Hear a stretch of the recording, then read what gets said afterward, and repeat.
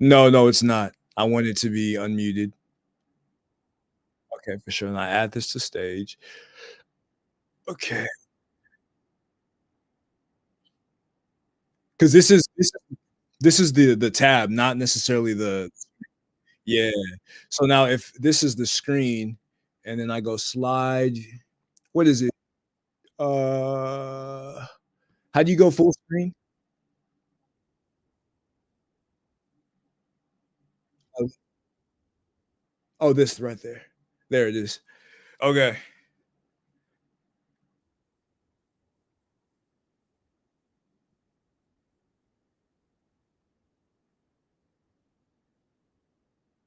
I want to see if it's on my YouTube, if when I change screens, it's actually changing to the next slide versus me having to like on my oh, on my uh-huh.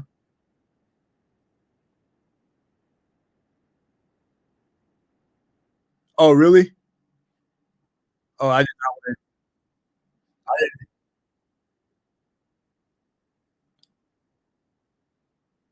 okay, I did not want to do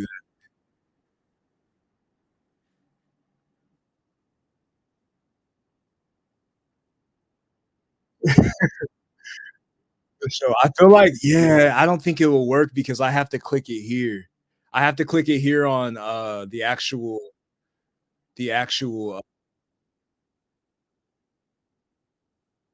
yeah, let me remove yeah, for sure. That's a smarter idea. So if I go present, slide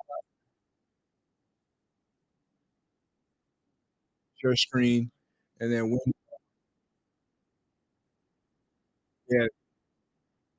yeah, yeah, there it is. So then if I go slideshow here,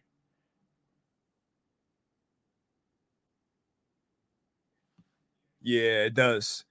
So now if I go back to because I don't want it to be called test. I want it to be called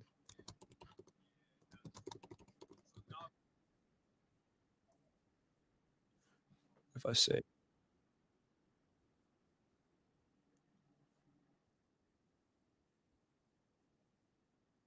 I could easily just I could easily just stop it and restart it. Oh, it did.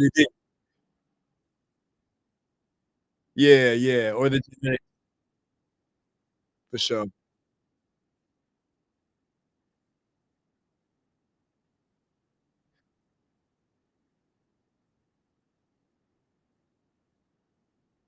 Uh, Probably like 5 minutes.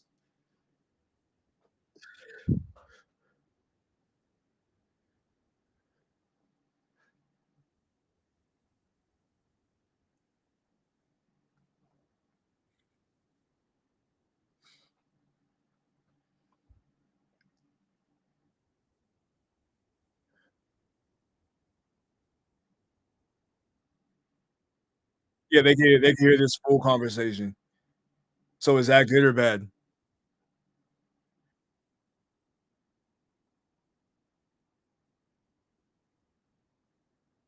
Yeah, yeah.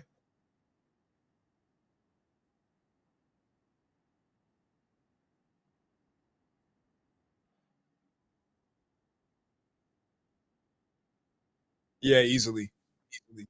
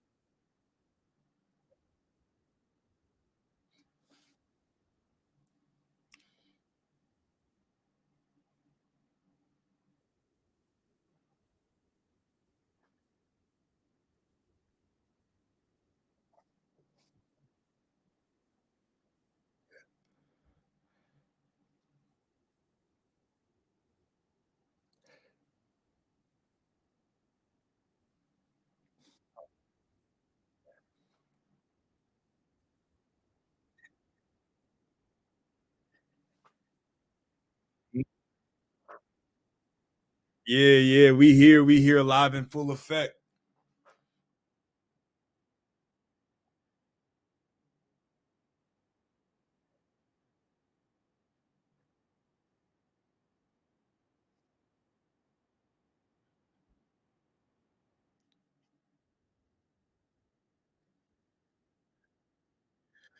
Well, I just think it's important to continue the work of the great scholars that preceded us and many scholars who are around today. Speaking about Sheikh Anta Job, Theophilo Benga, Joseph Kizerbo, all of the above. And I think that it's important that we continue their work in all fields of knowledge, especially genetics, because there's a lot of propaganda, trying to separate Kemet from the African world. And it would behoove us to be responsible and be able to put out the right information.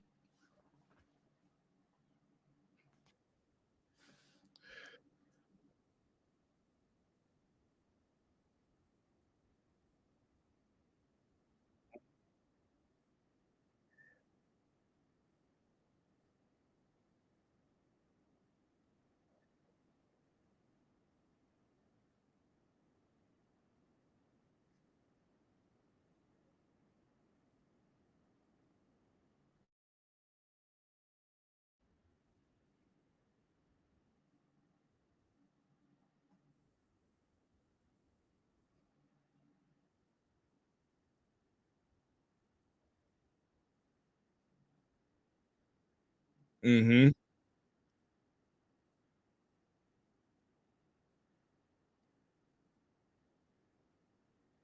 Michelle, I'm gonna get a quick glass of water before I begin.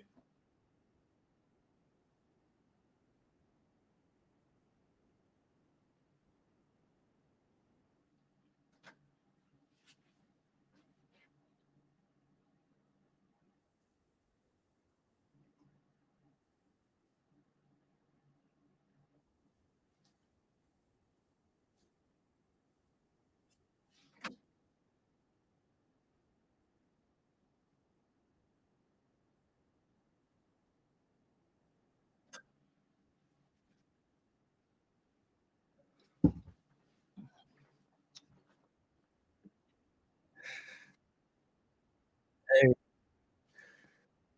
Yeah, I'm here. Shout out to Sun Lion in my chat. This is a joint collab with Camg and Smash Rock Wellington. We about to kill the game on the genetic footprints of Kemet, and let's get it.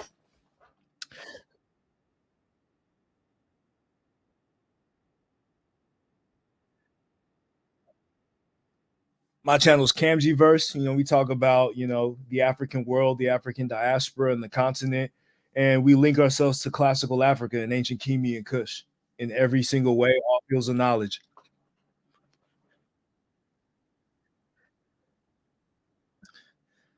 All right, this is a presentation on the genetic footprints of Kemet, and we're going to get into the place of Kemet in the modern African world. This is a very, very contentious topic, as we discussed before, because of all the people pushing propaganda against the Black world. And the reason why Kemet is important, and it's important for us to elucidate these connections, is because this is about self-determination. This is about Black autonomy, right? Without accurately connecting ourselves to our classical civilizations, it's impossible for us to develop in the modern world. That's why what I'm doing, Smash and the Archers are doing, all of the Magi, is super, super important for future generations.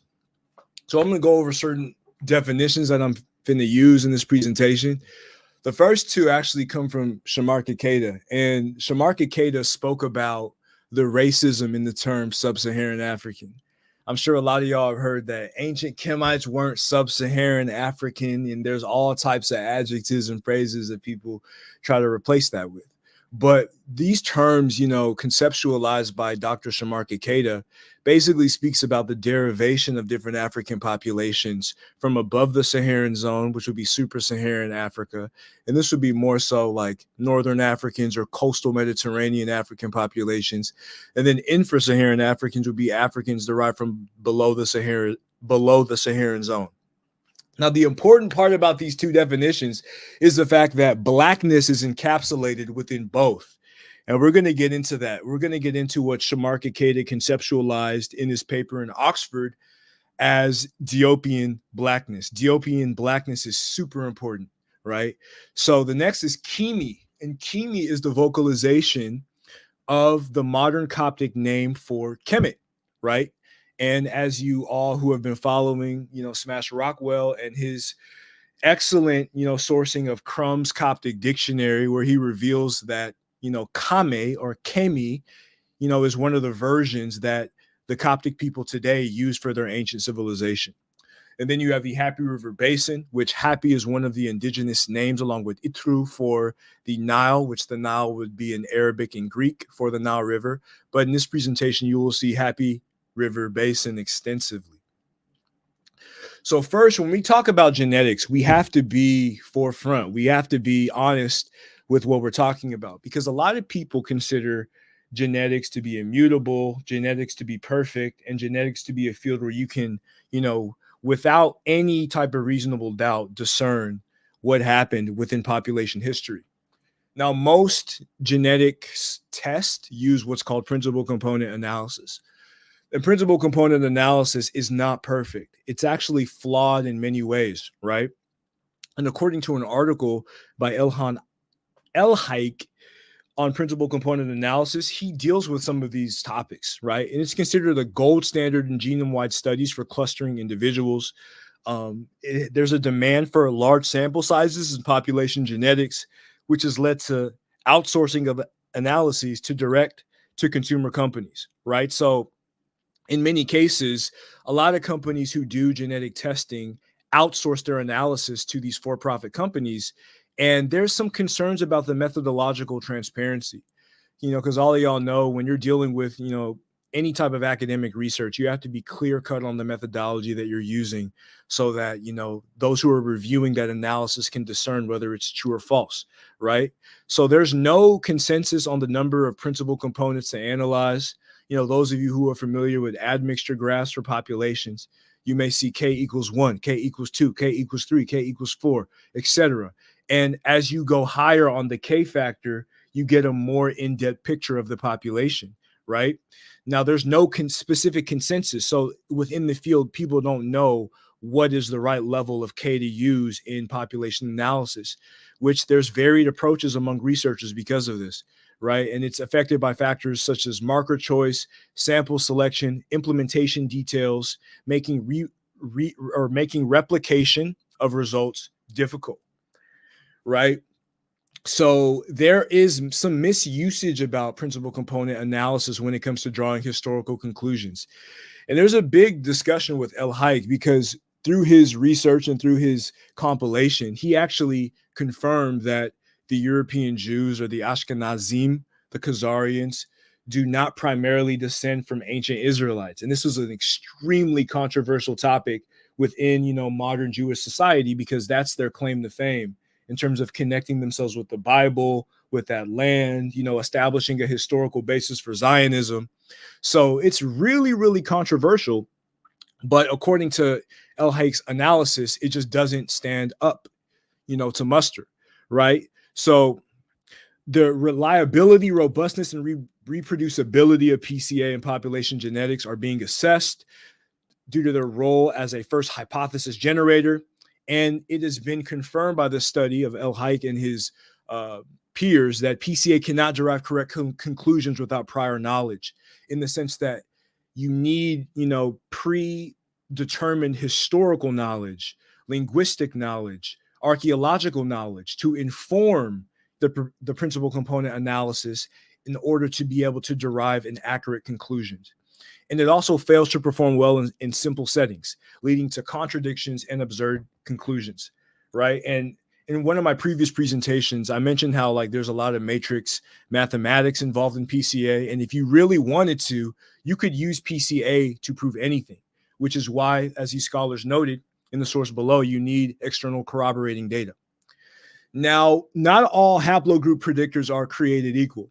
An example of this is the NevGen haplogroup predictor is a lot less accurate than the with-Athy haplogroup predictor on various populations. And on the graph to the right, you can see the common prediction of the haplogroups in green, with Athy in yellow, and then NevGen in blue. right? And this is another thing in the sense that it's important that you get the right calculator. If you use NevGen, you may find out that Ramses is haplogroup J, or haplogroup some G or R, right? When in most studies, most published peer-reviewed academic studies confirm that he was E1B1A or EM2, the one that's most common in infra-Saharan Africans. So it's important that you find the haplogroup predictor that is the most accurate, right? Now we're getting into the limits of phylogeny, and there's three different definitions that are important.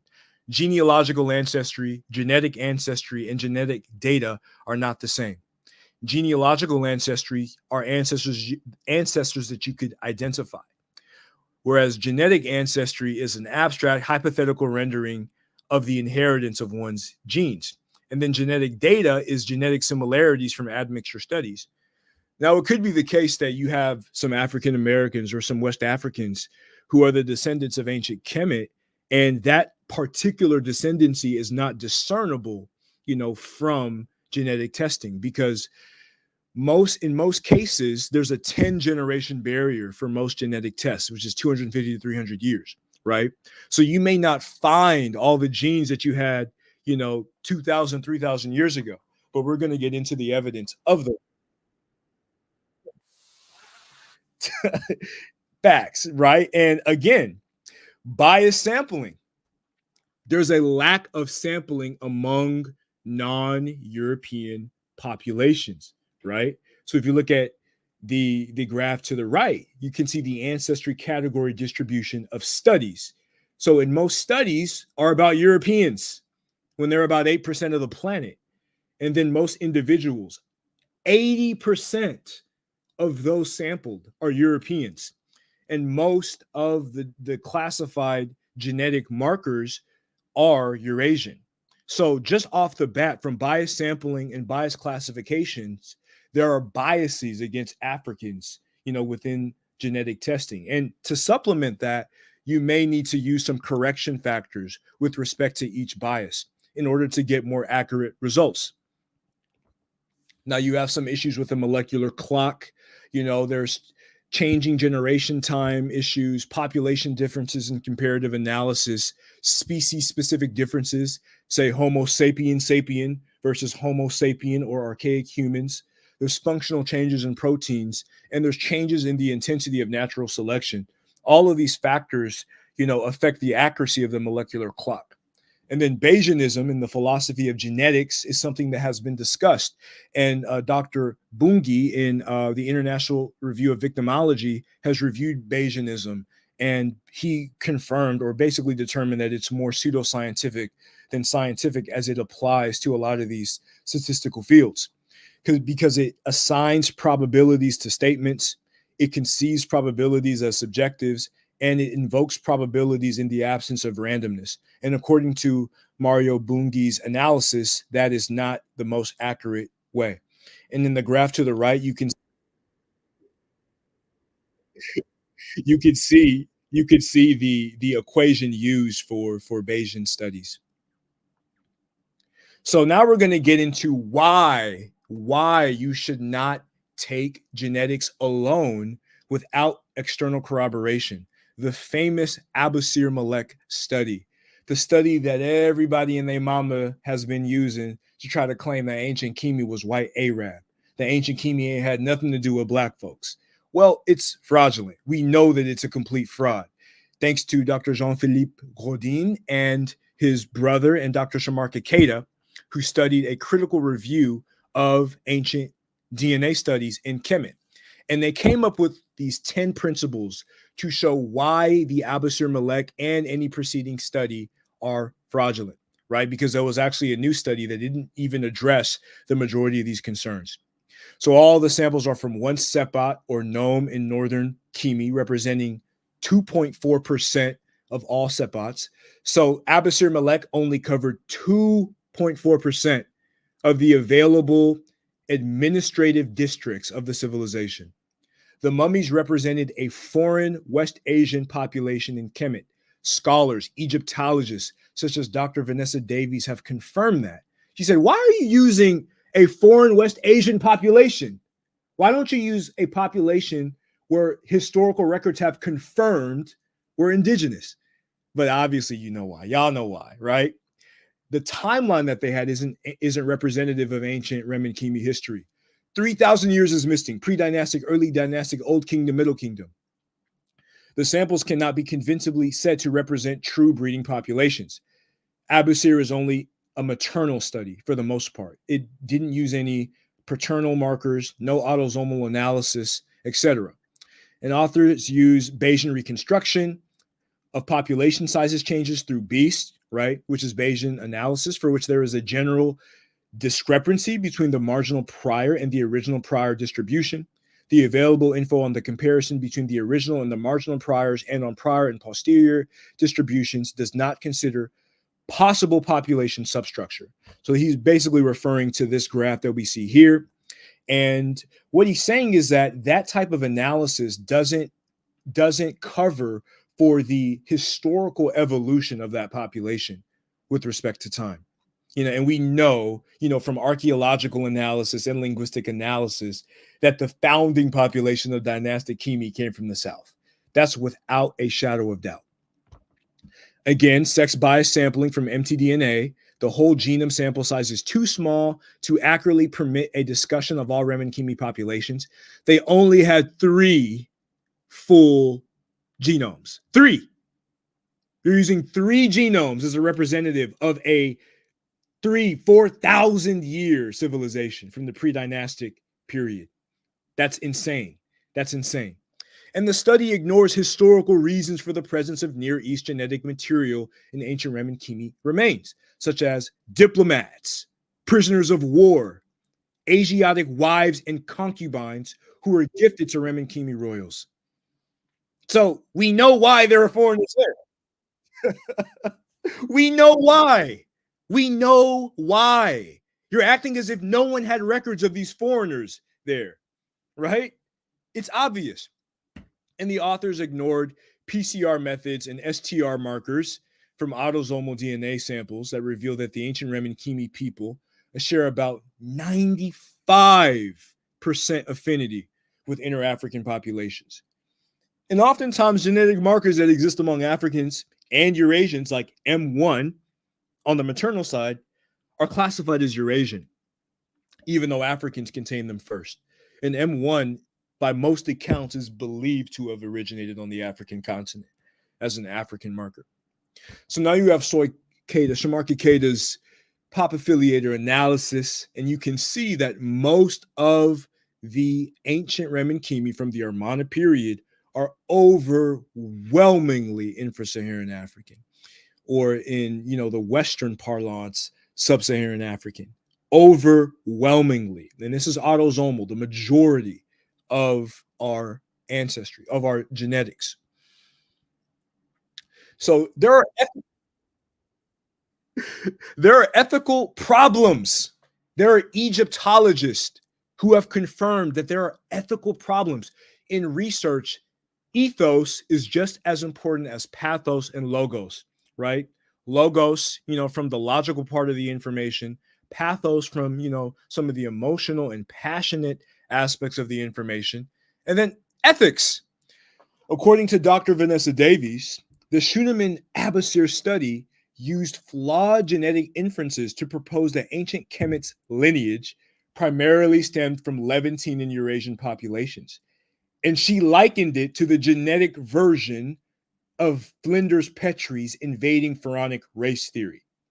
This is a professional Egyptologist who called the Abusir Malek study the genetic version of the invading pharaonic race theory, which was a white supremacist, Hamiticist model about the creation of African civilizations. Vanessa Davies, Dr. Vanessa Davies, an Egyptologist, deemed it irresponsible, racist, and damaging. That's what she called the Abusir study. This is a white woman, a white Egyptologist, called this study racist and damaging, noting the inadequacy of the small sample size to draw generalized conclusions on the topic. Now you have Takabuti, and you have Dr. Angela Stein affirms that the study on Takabuti being reported as H4A and more European than African is part of a racist and conservative legacy of making ancient Kimi a white civilization. This is a white, this is a white female Egyptologist saying that this study is part of a racist agenda to make ancient Kimi white. The European scholars who reported on this completely ignored the context of migrations and the presence of Eurasian immigrants in Northeast Africa during the late period.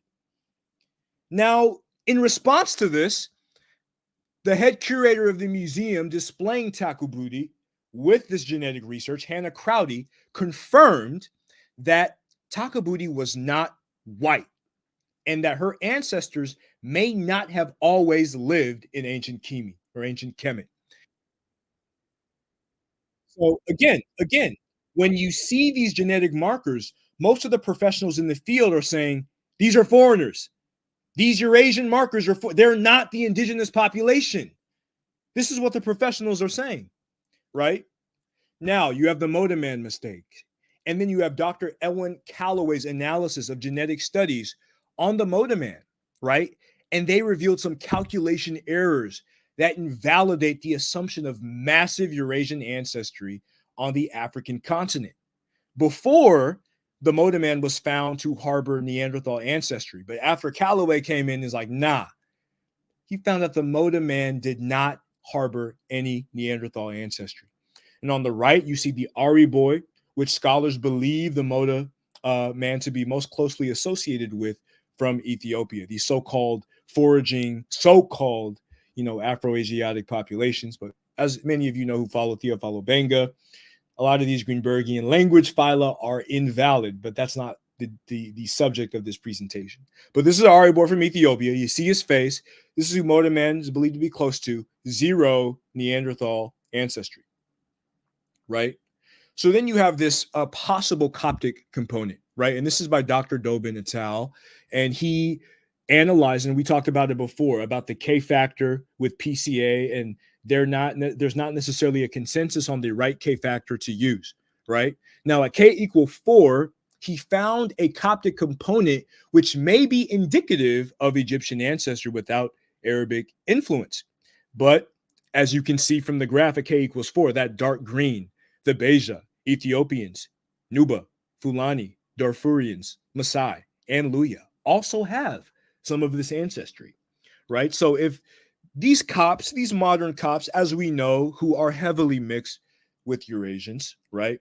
If they harbor ancient Egyptian ancestry via Dobin's Coptic component, so do the Beja Ethiopians, Nuba, Fulani, Darfurians, Maasai, and Luya, according to that analysis.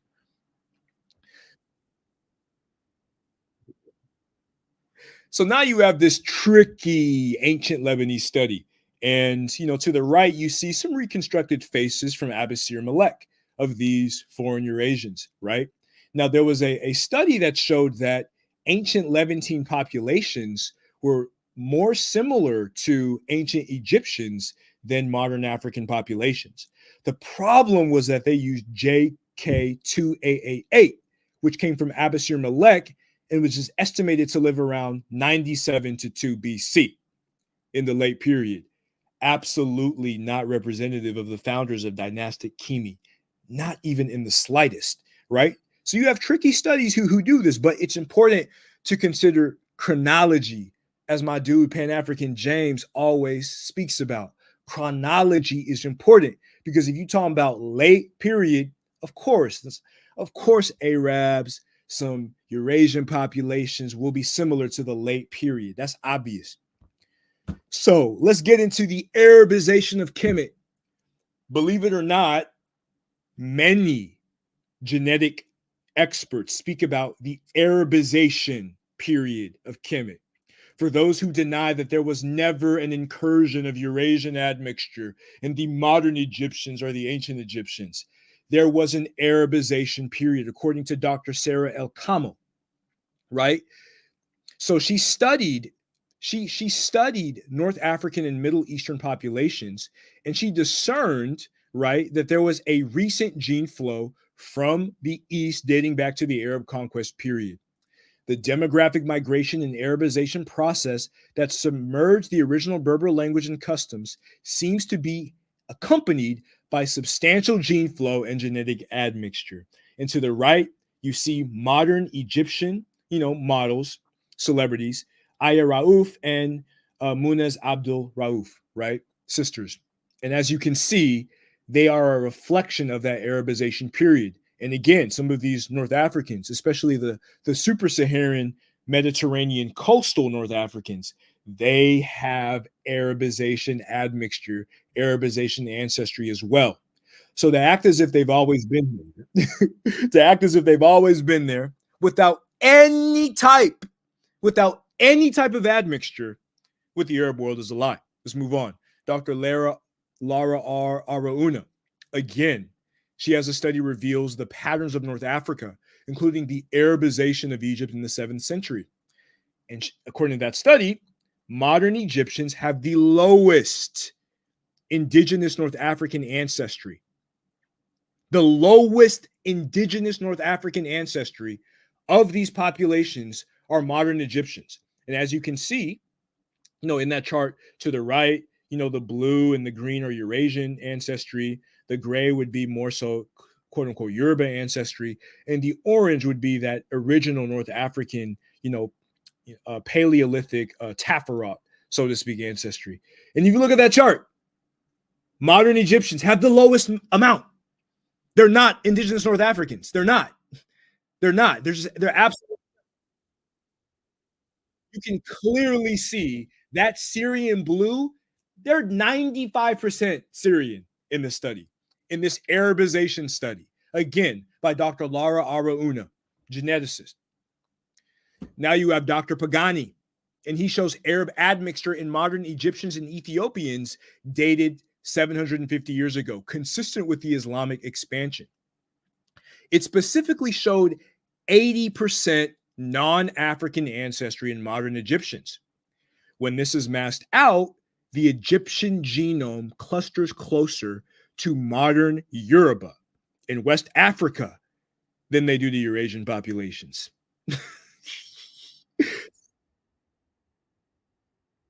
So when you look at the Arab ancestry, you look at it in the Egyptians, you take it out, you take the Arab ancestry out of the Egyptian, out of an ancient Kemet, and you got a Yoruba. And you have a Yoruba. I mean, are you serious? I mean, come on. It's obvious. It's obvious that the people there were mixed with the invaders, right? So now you have inner Africans populated Kemet. Dr. Shamarka Keita connects the presence of EM35 in Kemet to the Pleistocene migration northward. And furthermore, he associates EM2 in Kemet, exemplified by figures like Ramses III of the 20th dynasty, with inner African Happy River Basin populations, suggesting their role in the origin of the first pastoral cultures on the continent. So Shamarka Keita, when he looks at the genetics of ancient Kemet, he's like, the founders came from the south. And as you can see, 19th century Sudanese Bayesian man looking like he came straight out of East Oakland. He looked like Detroit. He looked like Chicago. He looked like Bankhead. He looked like the Bronx. He looked like Philly, North Philly, South Philly. He looked like Dallas. He looked like all the brothers and sisters that you may find in the diaspora, right? And this is a population who is still in Egypt today. So it's obvious the founders came from the South. Shamarka Keita, boom. Now you have a study on the peopling of the Green Sahara, as well as an analysis of Paleolithic DNA from West Eurasia. And it reveals that the Ibero-Maurutians contributed to the Natufian population rather than the other way around. And from this study, you can see that Fulanis are 30% Ibero-Mauritian, and the Yoruba are 13% Ibero-Mauritian. So this study is showing that modern West African populations are deriving from these ancestral North Africans. So those of y'all who try to, separate West Africa from North Africa, to separate ancient Kemet from West Africa, this is fraudulent. This is a fraud. And this study also shows that there is a contribution in West Africa from the period of Shabaka of the 25th dynasty, right? They see a contribution from the 25th dynasty into modern West Africans, right? And this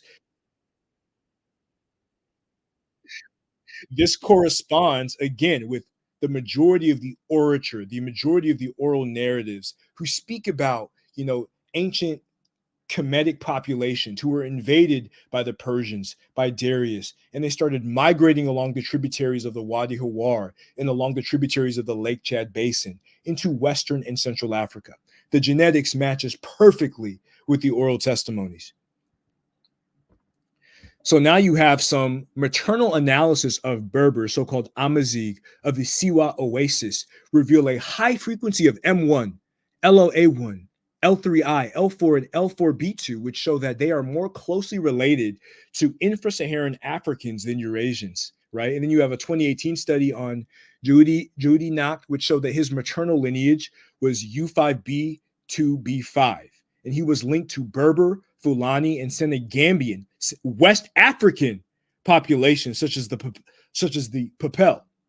This is a West African population that has the same lineage maternally as Jehudi-Nak. And as you can see, this beautiful sister, this beautiful Amazigh, indigenous North African sister from modern Egypt, right? And you can clearly see the predominant inter-African ancestry. This is the face of these original Paleolithic back migrations, of the original ancestral North African. Just because we're talking about a supra-Saharan African or a northern coastal indigenous African, don't mean we ain't talking about our own people. They were obviously Black people, obviously inter-Africans, and the genetic study of the Amazigh in the Siwa Oasis in modern Egypt proves this.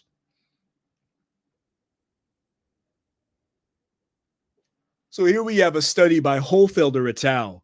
On genomic variation in Northeast Africa, and it reveals that modern Egyptian Copts and Arabs have the most Neanderthal genes of any population. Both Copts and Egyptian Arabs, shout out to Pan African James, both Copts and Egyptian Arabs were estimated to be 70% European and related to the Lineobandaramic culture of Germany from 5500 to 4500 BCE. So these populations obviously came in recently. And look at Coptic father Anthony Murad on the right. He is a reflection of that 70% European ancestry observed in modern Egyptian Arabs and Copts, according to Hohlfelder. Now you have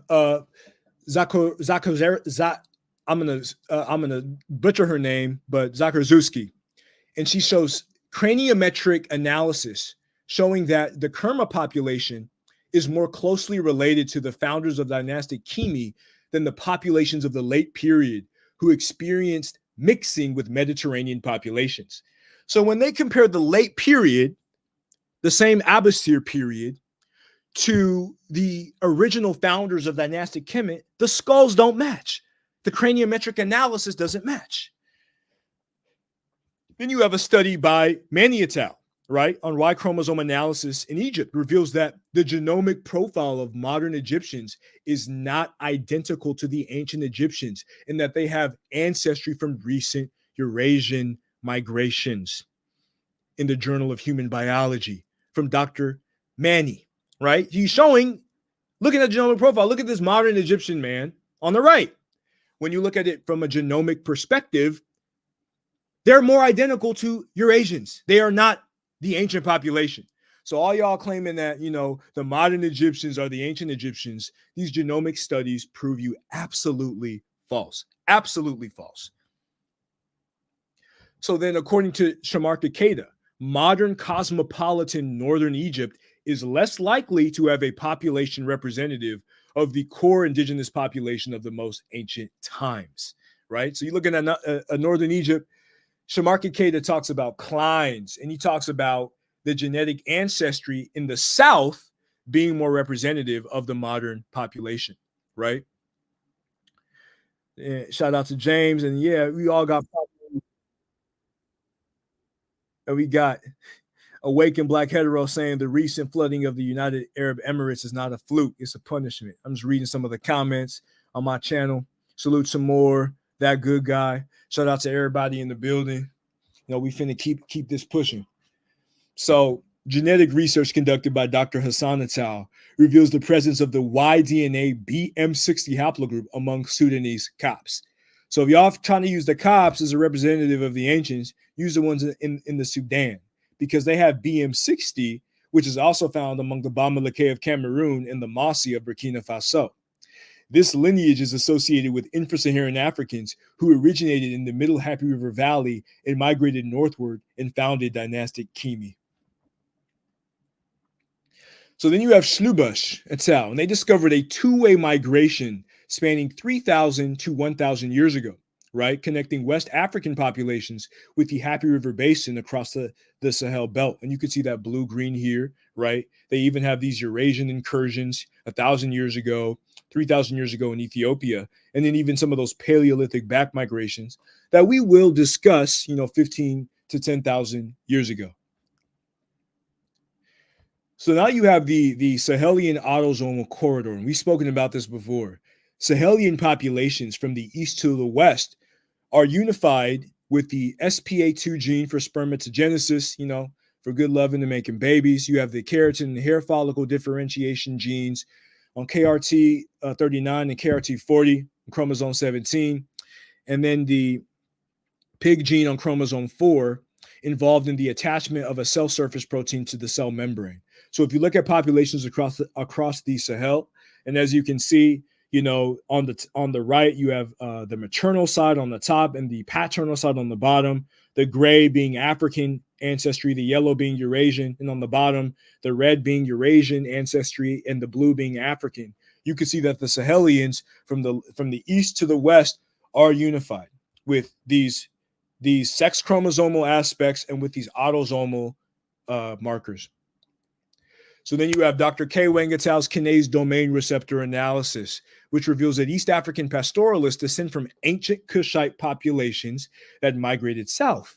This matches the distribution of the East African lactase persistence marker into Central and Southern Africa. And as you can see on the right, you have that East African allele in the red, that 14010C, and you can see the Southern African populations have a lactase persistence that came from their ancient Kushite ancestors, their ancient East African pastoralist ancestors from Northeast Africa. And we're going to get into that. Now you have Nancy Bird et al., and their study asserts that the Lake Chad Basin was a connecting point for the populations from East and Western Africa. And I've corresponded with her before, and she agrees with this affirmation in the sense that modern West African populations, West and Central African populations, are linked with ancient Kemet via the Kanem Empire, right? This is a geneticist that has confirmed this. And if you look to the right, you can see this Egyptian component in Cameroon grass fields, in the Tikar, in Eastern Nigerians, particularly the Igbo. You can see that component migrated into modern West and Central Africans. And you can also see on the right the arrow that indicates that migration. That's arrow 3 in the top right of the chart. Then you have Dr. Chaudhry et al.'s research indicates that the Barone people have East African ancestry closely linked to populations in the Lake Chad Basin like the Tera. Additionally, the study reveals that the Wolof people in West Africa share close genetic ties with East African populations such as the Oromo.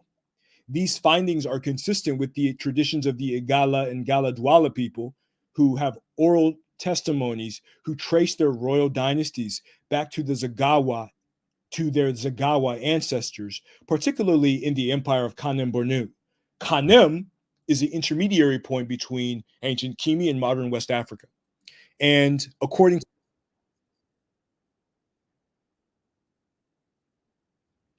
Dr. Chaudhry et al.'s analysis shows Wolof clustering with the Oromo, Barone people having that same Teta-related, Zagaba-related ancestry, And then there's also corroborating data showing that the Fulani can be conceptualized as Tikar, right? Who have a deep Pleistocenic root with the Mercy population of ancient Ethiopia. 77% of the Tikar genome in Cameroon is related to the Mercy of Ethiopia, right? So the Fulani can be conceptualized as 50% Tikar and 50% Amhara. And the Amhara are also in Ethiopia, Semitic speakers of Ethiopia. Now, according to the research of Dr. Hannah Hara, the populations of ancient Kemet, share zygomatic traits. You look at the zygomatic bone on the cheek with infra-Saharan African populations that are not seen among modern North Africans and Eurasians. The zygomatic bone of ancient Kemet was inter-African. That trait that they have is not seen in modern Eurasians and North Africans. For all y'all who say that the modern Egyptians or the ancient Egyptians, zygomatic traits prove you damn wrong. You wrong on that. Now, Dr. Zakarzewski, right? Susan Zakarzewski, and her study shows that the body plan comparing intermembral, brachial, and crural indices, right, shows that the Egyptians exhibited a super Negroid body plan. Super Negroid, according to this analysis. Not Eurasian, not North African, not Anatolian, Levantine, Mujan. No, super Negroid with longer distal limb segments relative to proximal segments compared to many modern African populations. So they're saying ancient Kemet was more black than even certain modern African populations, according to their body anatomy. And as you can see, you look at these skull binding traditions in Tutankhamun and modern Western Central Africans, you could obviously see that they're from the same people. And you could even see that reflected in the art. So again, Dr. Shamarka Keita's analysis of dental, cranial, brachial, crural, and intermembral indices, these are anatomical indices on the body, reveal that the populations of pre-dynastic and dynastic Kemet had tropical body proportions closely related to modern Africans and African Americans. And you can see in this chart on the top right, the ancient Egyptians, Black Americans, the so-called pygmies, the Melanesians, they cluster together when you look at their body anatomy. They are the same populations. They come from the same ancestry. This is clear from Shamarka Keita's analysis. Shamarka Keita agrees with the Magi archers.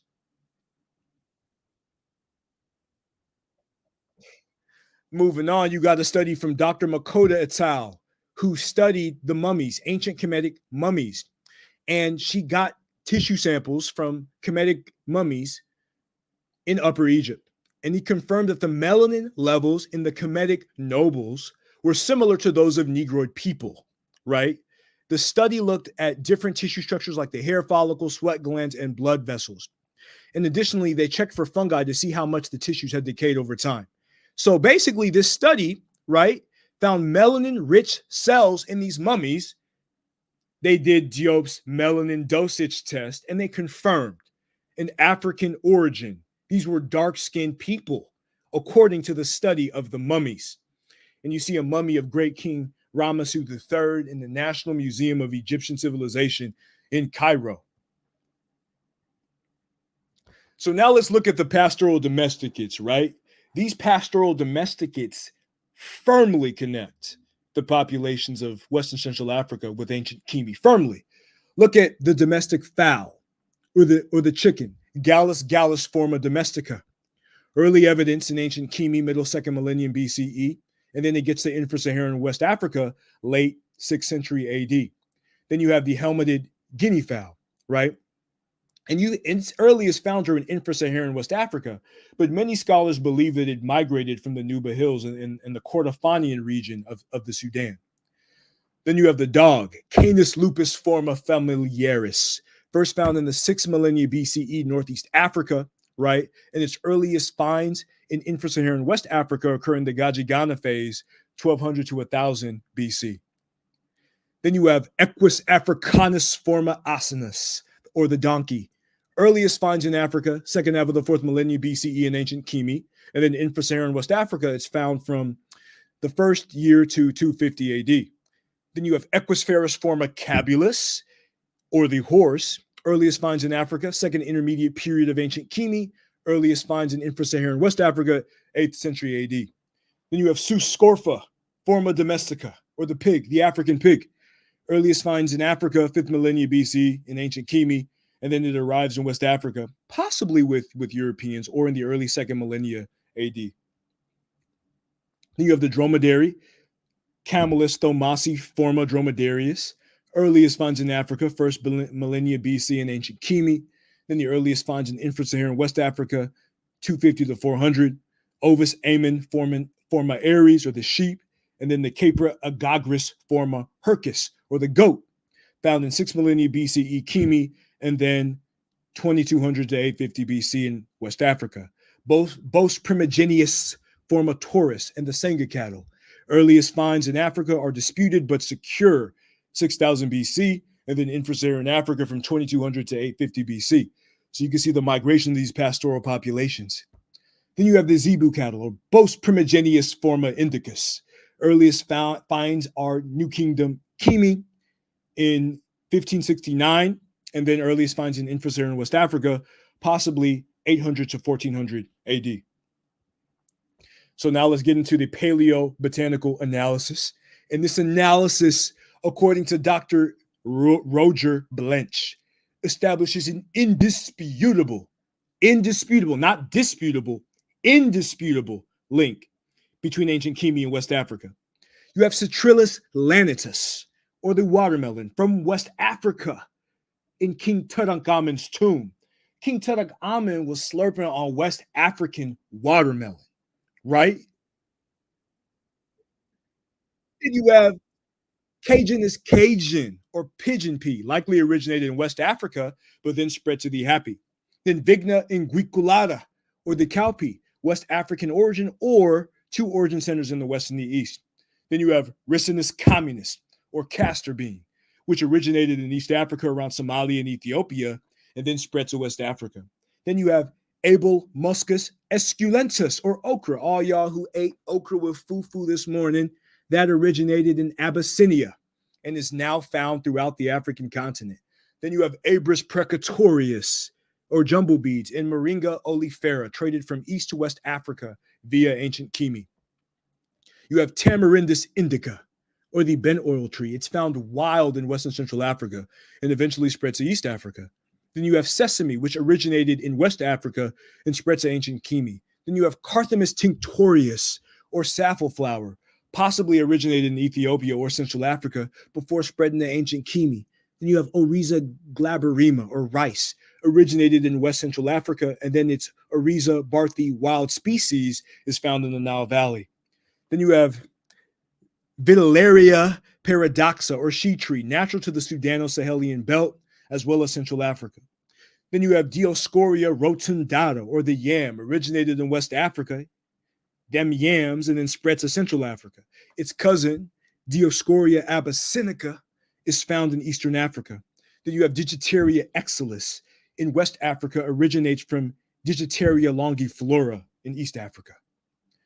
Then you have Dr. Dietmar Staverding's analysis of human pathogens called schistosomes. And they reveal a migration from the Great Lakes region, at the foot of the mountains of the moon, where the god Happy dwells. And they migrated to the Happy River Delta, and then subsequently migrated to West, Central, and Southern Africa. And you can see that trail on the right, red arrow to the top, blue arrow to the side, green arrow down. Shout out to Michaela Dawson in the chat.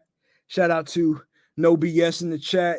Shout out to my man Pan-African James in the chat, and all the we getting in, we going in, we ain't done yet. Then you have Dr. Jean-Philippe Gourdin's analysis of tuberculosis in the Middle Kingdom of ancient Kemet, reveals the presence of West African L5 and L6 strains, establishing a strong link between dynastic Kemet and modern West Africans. In the Middle Kingdom, they had West African tuberculosis. in the Middle Kingdom, according to Jean-Philippe Gourdin. And then you have his analysis of the spread of leprosy. And I actually mixed up the slides here. On this chart right here, you see the spread of leprosy in the world. And then here is a sickle cell anemia chart of the HBS Benin sickle cell haplotype. But all of this is from Jean-Philippe Gourdin. So his analysis of leprosy during the Egyptian late period at Abu Sir Malek, that Schunemann study, reveals strains belonging to the 3L genotype that is found in modern West Africa and Brazil among Afro-Brazilians. And this strain also clusters close to the S15 genotype in Martinique in the Caribbean. So you had leprosy from the late period clustering with the diaspora. And this right here is the tuberculosis chart, right? So Jean-Philippe Gourdin's analysis of sickle cell anemia and pre-dynastic Kemet reveals a Holocene population expansion 7,300 years ago from infra-Saharan Africa to the northern Happy River Delta. And that's this right here. So going back to this chart, this page, a slide where I said L5 and L6, as you can see here, L5 and L6 is in Senegambia, right? So that's the green and the yellow right there, you know, in terms of the tuberculosis lineages. So elephantiasis, a condition marked by severe lime swelling, has been observed in ancient Kemet and the Nant culture. Archaeological evidence such as ceramics and pastoral data indicate a westward population movement from the Wadi Huwar to the Lake Chad Basin, connecting the populations of the Happy River Valley to northern Nigeria. And this is the incidence of elephantiasis caused by lymphatic filariasis. This is a pathogen. This is seen in ancient Kemet. Look at where it's found. Tropical Africa, infra-Saharan Africa. Let's go. So if we look at Lipson study, you know, of African foragers, modern West Africans are much more closely related to Modaman in ancient Ethiopia than the Shumlaka foragers of ancient Cameroon. You can see that on that chart here. You see that green right there, number 3. That's modern West Africans, right? And then you see Moda in the orange. So the green, modern West and Central Africans, are much more closely related to Moda than Shumlaka of ancient West Africa, meaning that there was a population replacement.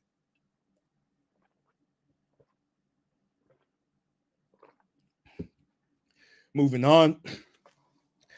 So within conventional genetics, there are 2 models for the origin of modern West Africans.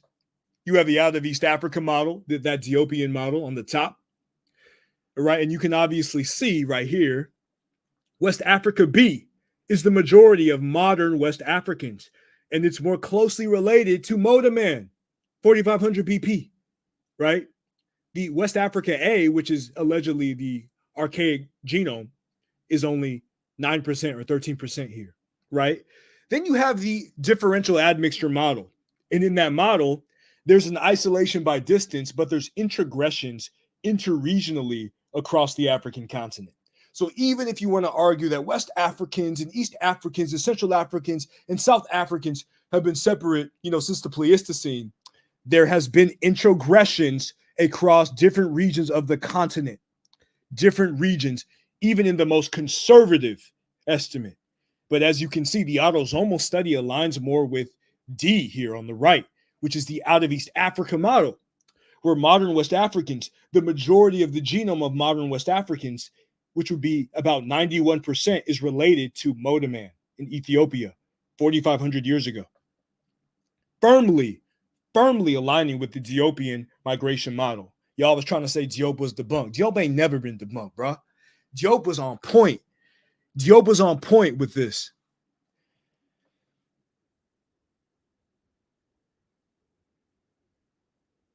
Now you have Diallo, Dr. Diallo, and Dr. Mame Diallo is a student of Sheikh Anta Diop at Sheikh Anta Diop University, right? And he's been pushing the Diopian consciousness and these Ethiopian migration models through genetics and archaeology. And his analysis of circum-Saharan maternal lineage reveals that modern West Africans are connected to both pre-dynastic and dynastic Kemet via intracontinental pastoral migrations from Northeast Africa to the Western Sahel during the late Holocene. 4,200 years ago. And you can see that on the chart to the right.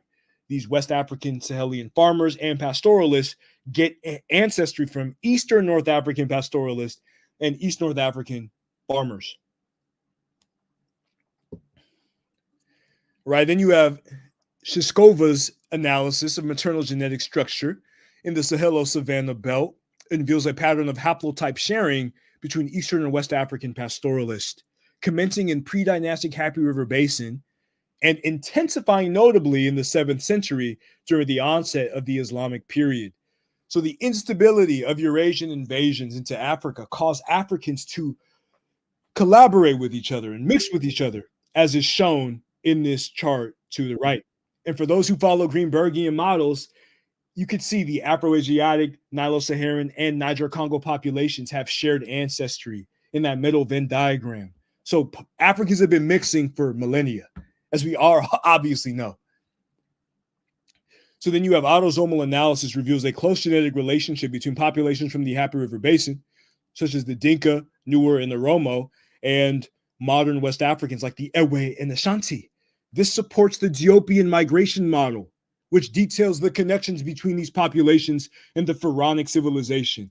And to the right, you can see beautiful models, one from Wolof in Senegambia and the other from the Dinka in Sudan. They look like they could be sisters. Come on, man. And they try to say that Diop been debunked. They try to say that Diop is outdated. The new scholars of today, Dr. Musa Lam, Dr. Hamadi Bukoum, Dr. Mohamed Diallo, Dr. Nasir Sari, Dr. Obadeli Cambone, they've been confirming Diop since day one. Y'all just are anti-African, so you don't follow African scholars. That's why y'all ain't never had this information. So according to Busby et al., modern West Africans have Sudanic ancestry from the Happy River Basin that reflects a migration across the Sahel around 2,000 years ago, corresponding with these West African oral narratives. And you can see that on the chart to the right. Migrating from the Sudan and Ethiopia into West Africa, right? It's just so obvious. When we look at it, look at Cerny et al. And Knight, and they show that the Mandinka people and the populations of the Lake Chad Basin of northern Cameroon share a close genetic relationship with the Upper Egyptians from the Gurna Oasis. This relationship stems from their common descent from an ancient East African group that belonged to the L3F3 maternal lineage and migrated to West Africa around 6,000 years ago. So Mandinka, northern Cameroonian populations related to Upper Egyptians from the Gurna Oasis, according to Cerny et al. Then you have Dr. Alexandra Rosa et al.'s analysis of maternal lineages in Guinea-Bissau, reveals the M1 marker associated with Kushites from East Africa who migrated to West Africa 2,000 years ago. Kemetic nobles, Nakdank and Knumnank from the 12th dynasty had the M1A1 maternal lineage. So you find Guinea-Bissau in West Africa have a Northeast African Kushite maternal lineage in M1A and M1A1. They done. They ain't got no comeback to this. How they finna come back to this? They have no comeback. Ain't no comeback. They done. I mean, at this point, I feel like I'm beating a dead Equus formicabilis. I'm beating a dead horse.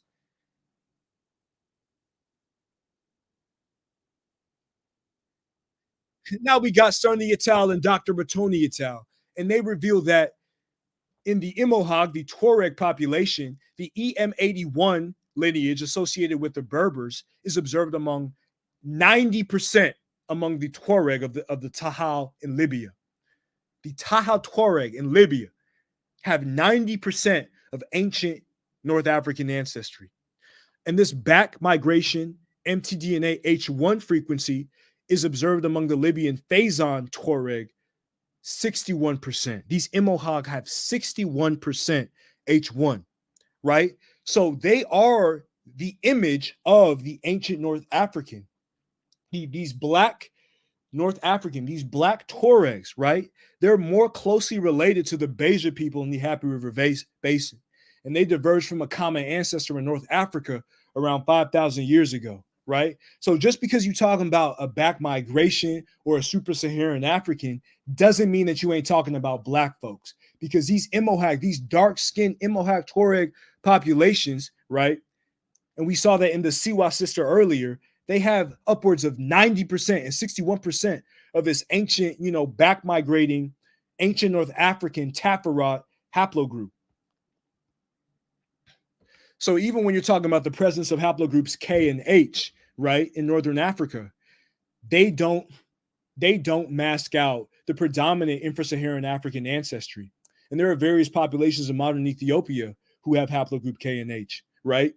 So these findings of K and H, and then these findings of K and H with respect to the autosomal analysis support the findings of Dr. Keita et al. That reveal the incorporation of Levantine agricultural items into an indigenous African foraging strategy that eventually evolved into a unique African mode of food production.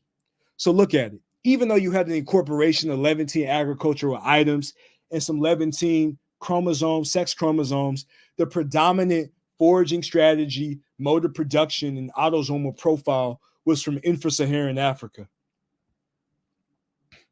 So then, according to Hassan et al., his study on Y-DNA haplogroups in the Sudan, the presence of F, G, I, J, and K in Northeast Africa can be attributed to recent migrations from West Asia and Europe and are unrelated to the founders of dynastic Kemet. So when they be trying to use F, G, I, J, and K, acting like it was some white Arabs, it was from Eurasians who founded dynastic Kemet, according to the experts like Dr. Hassan et al., that ain't come from the founders of dynastic Kemet. It was from Eurasians. They were incursions. They're unrelated to the founders of the pharaonic civilization. So let's look at haplogroup R, right? The majority of ancient Kemetic Y-DNA RV88 lineages, including those identified among the suit Tutankhamun and the suit Amenhotep III, are subclades of RV1589 and RV1944 marker from the Lake Chad Basin. According to the geneticist Dr. Eugenio D'Atanasio, ancient Central Africans carrying this marker migrated to the Happy River Delta during the mid-Holocene. And as you can see, that R lineage that spread to, Egypt, and most modern Egyptians who have RV69 subclade. That was from the Lake Chad Basin. That was from ancient Central Africa. They done ain't no more using R. Y'all can't use R. R in ancient Kemet came from Chad. So then you have D'Atanasio's genetic analysis of trans-Saharan paternal lineage, and it reveals a mid-Holocene migration of Central Africans carrying AM13 subclades from the Lake Chad Basin to Northeast Africa approximately 7,500 years ago. Shout out to Moon2 2.0. They've been come back and say they've been saying the same thing. Yeah, many Akan Kings narrated this info. Shout out to No BS. Shout out to everybody in the building. Magi Archer, stand up. We ain't done yet.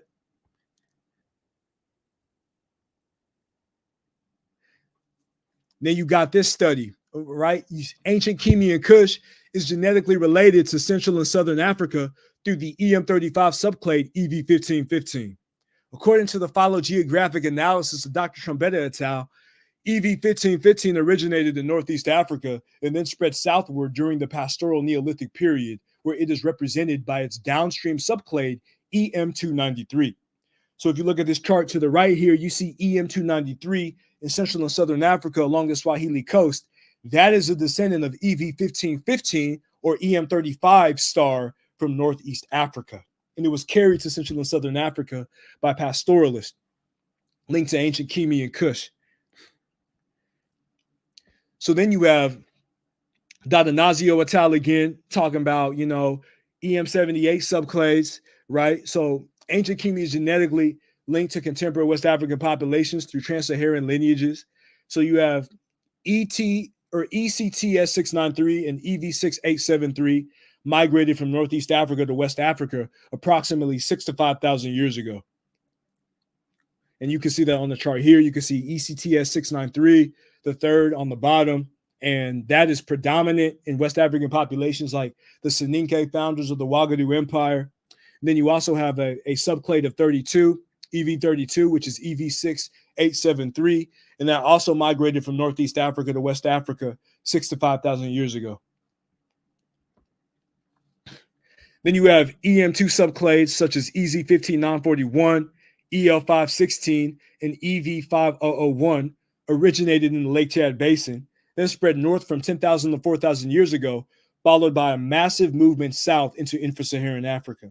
So all of them haplogroups that you see right here, they originated in Northeast Africa in EM4727, right over there, and then they migrated southward after 4,000 years ago, basically, corresponding with dynastic Kemet in the Middle Kingdom, right? So these haplogroups right here, the majority of, Central and Western Central Africans have EL516 and its relatives and EL485.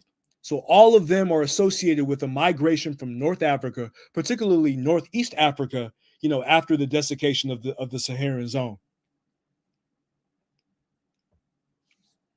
So then you have Dr. Jean-Philippe Gourdin et al.'s research on the canine mesial ridge and pre-dynastic Amradian culture samples at Adima in Upper Egypt around 4000 BCE. And in modern Adima populations, they got the mtDNA lineage LOF, right? So LOF connects ancient Kemet pre-dynastically with Southern Africans. So there's a deep-rooted connection between Southern Africans and modern Southern Africans in ancient, Kemetic populations, Kushite populations, because of LOF in modern Egypt and the canine mesial ridge, which is mostly found. It's a dental feature found among the so-called Kowena or San populations of Southern Africa. It's also called the Bushman canine, but Bushman is more of a derogatory term. So we use in canine mesial ridge. Then you have Dr. Teresa Rito et al.'s analysis of mtDNA LOA1 subclades in Africa indicates an origin in East Africa with a subsequent spread to Central and West Africa during the terminal Pleistocene. And that aligns with Babacar Sal's research that details the Happy River Basin populations migrated to the Sahara during the start of the African humid period. And you can see the distribution of LOA1B1A3 to the right. And additionally, if you look at LOA1B1A3, there's a migration from the Sahara to the Nile Valley during the dynastic period, followed by a dispersal to West Africa, right? And this corresponds with Dr. Musa Lamb's archaeological model that reveals the Saharan roots of the Pharaonic civilization with Neo-Pharaonic civilizations in modern Africa. So LOA1B1A3 is connecting Nigerian populations, Cameroonian populations with ancient Kemet. Then you have Augustin Hole, which he also did analysis on Lake Chad Basin populations and L3F3 maternal lineage, indicating that they spread westward across the Wadi Hawar from the Happy River Basin. And around 3,700 years ago, these migrants arrived in Chad, establishing an indisputable link between the civilizations of classical Africa and modern West Africa. Then you have the distribution of mtDNA L2A2 subclades, and they correspond with the southward expansion of agro-pastoral populations from Northeast Africa. This validates Galanjam oral narratives, which assert that the Central African dynasties, including the Luba, Lunda, Kuba, and Congo, trace their origins back to the classical Happy River Basin. So you got modern Congolese populations who have L2A2A1 subclades, and they are linked and they descend from the ancient Sudan and Upper Kemet. And you have Dr. Diallo et al.'s research on circum-Saharan maternal lineages reveal that the N1 haplogroup, right, is connected to migrations from Northeast Africa into infra-Saharan Africa. And N1 came into Africa via back migration from the Ba el Mandab, and it is prevalent in Eastern Africa and the Sahelo-Savannah belt. And you can see N1 here on the chart to the right, N1A distribution from East Africa into Central Africa. And I'll be dealing with these subclades, right? So we got the EM35 subclade EFT321625. That's E1B1B1A2A. And it's found in the first dynasty of ancient Kemet. And its subclade in EY161140 is found in Cameroon and validates a migration from ancient Kemet to Western Central Africa, right? So this corroborates with Jojoni Tukum's archaeogenetic analysis of a biology origin of the Bamileke. And the autosomal profile of the Bamileke clusters closer to Sudanic people than so-called Bantu populations. And you can see these subclades on the chart to the right. And then we have genome-wide analysis, right, of Cameroonian populations validates the Central African Bedi oral narratives that affirm a Sudanic origin of Galanjan peoples.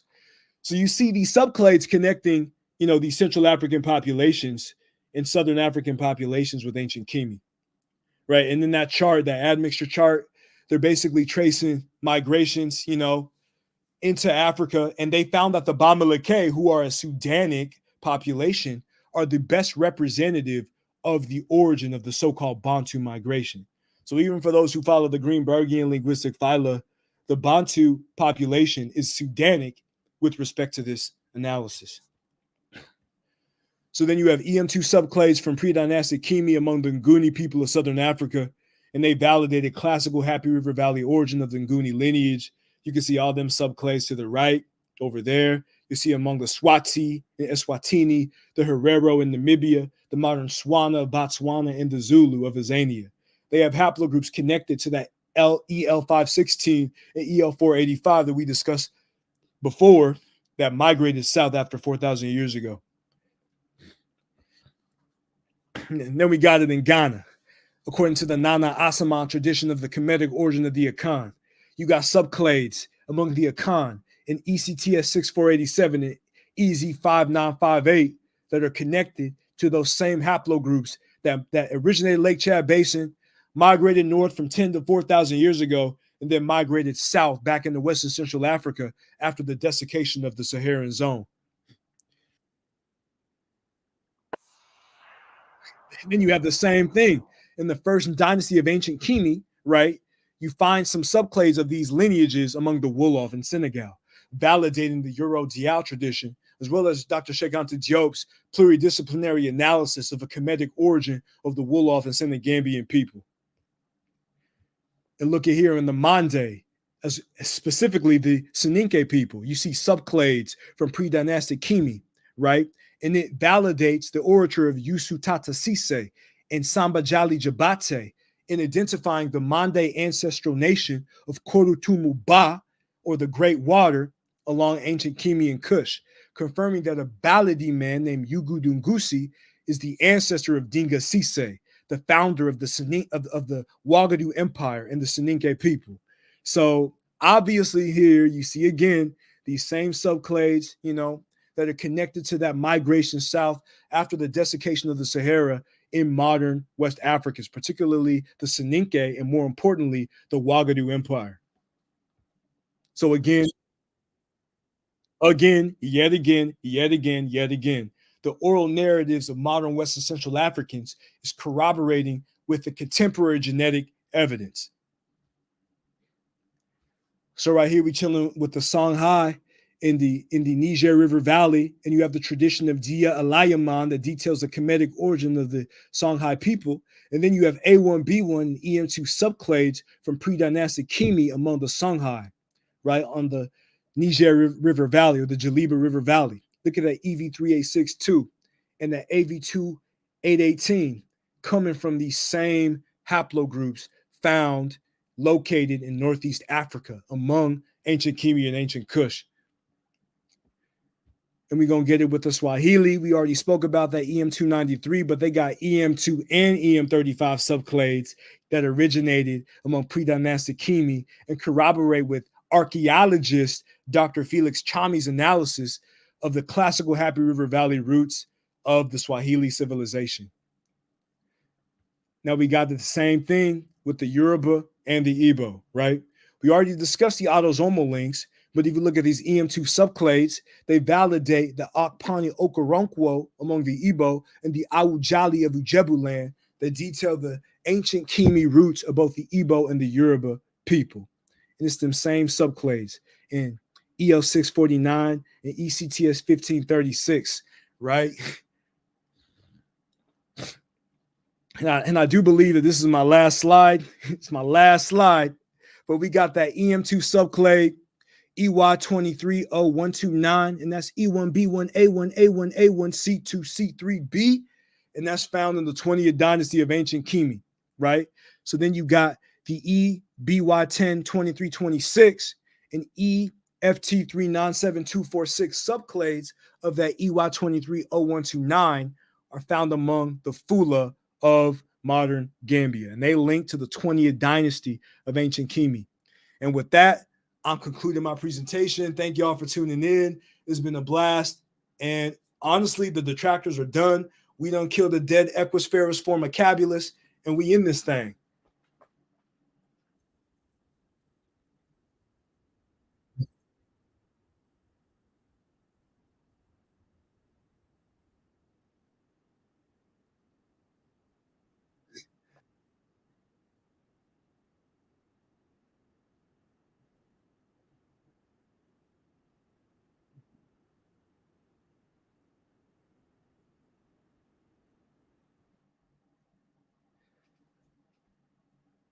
Sheesh, I don't even know. I don't even know if we should have a round robin or just just put the last nail in the coffin and just say our eulogy and move on to the next one.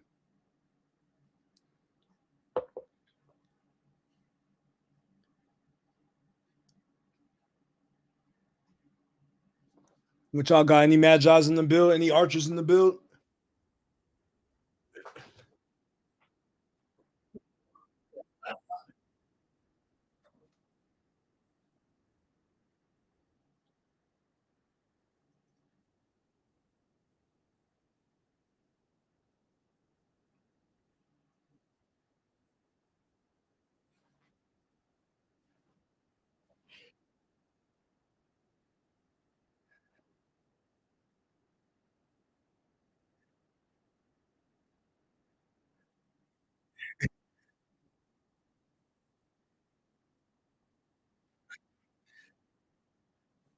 Oh yeah, definitely did. I appreciate the love and honor.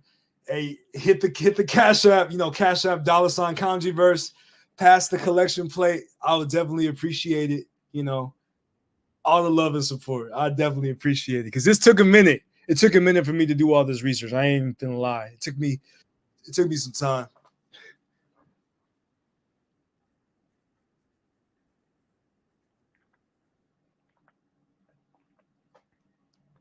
Oh,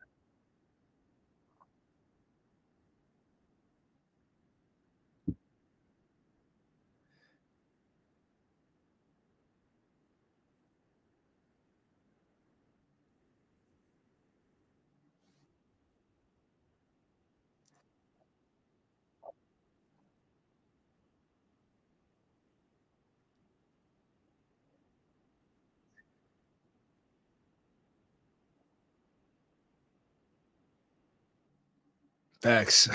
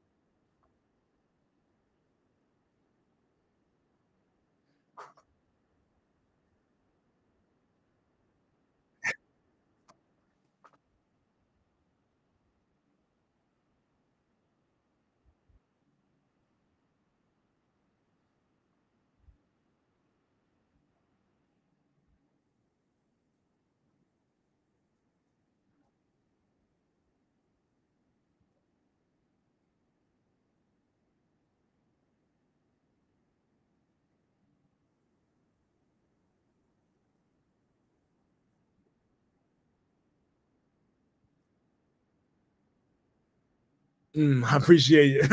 Appreciate everything. This is only the beginning. This is only the first presentation in a long list of presentations. I want to give a shout out to No BS Top 5 Comparables. He gifted 5 memberships to my channel, to Scarab Chronicles, Jay, Mega, One Brother, and Power of Visual. Shout out to y'all. Shout out to Corvus Glaive in the comments, Marlon Dopeson. I appreciate all the love.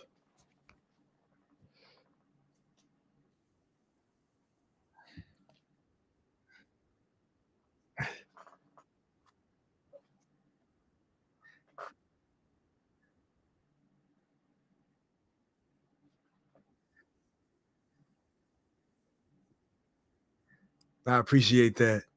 I appreciate that love. Shoot. We may even have to do an after party, low key.